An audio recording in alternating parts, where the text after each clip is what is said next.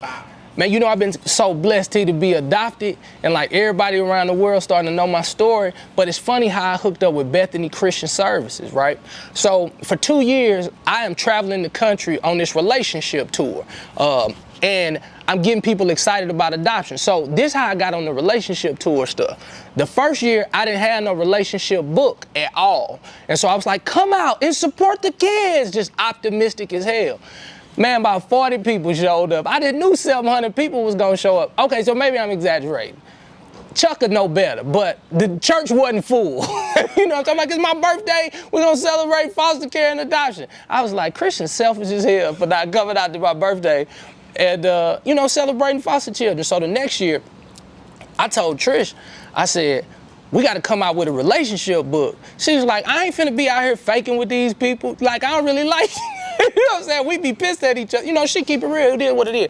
And I was like, but listen, what if we just write down the good things that we're doing in our relationship? Because some of the stuff do work.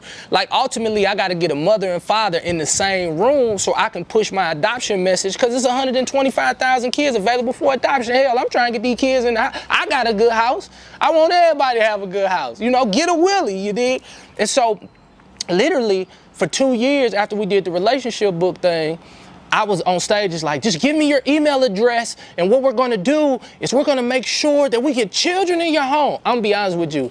I was really over-promised and under-delivered, but I kept all of them emails. You know, the Bible say, as a man thinketh, so is he. Speak to the mountain. The power of life and death is in your tongue. So I just started speaking it. To some people that seemed like you lying, but I knew something was coming. I hella knew something was coming. 2 years later, I post my adoption story, and I tagged Bethany Christian Services, because I found out they was the #1 Christian adoption agency. Still got all these emails, right? So I tagged them. They hit me in the DM, whoever they people was, and they was like, yo, love the story. I was like, yo, wanna work with you?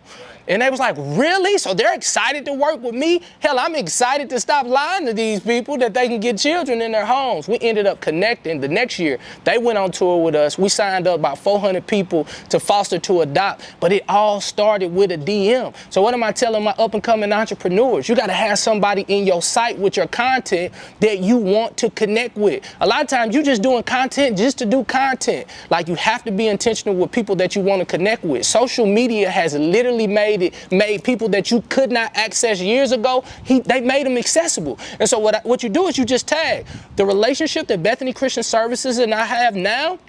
Bro, we about to take over the world now. Especially 2021. We've been to Africa together, probably gonna go to Haiti together, and we literally gonna end the pandemic of children without homes here, but now we got a partnership, but it all started with a DM. Get out them girls' DMs and them dudes' DMs and start connecting with people who are aligned with your purpose. Flat out.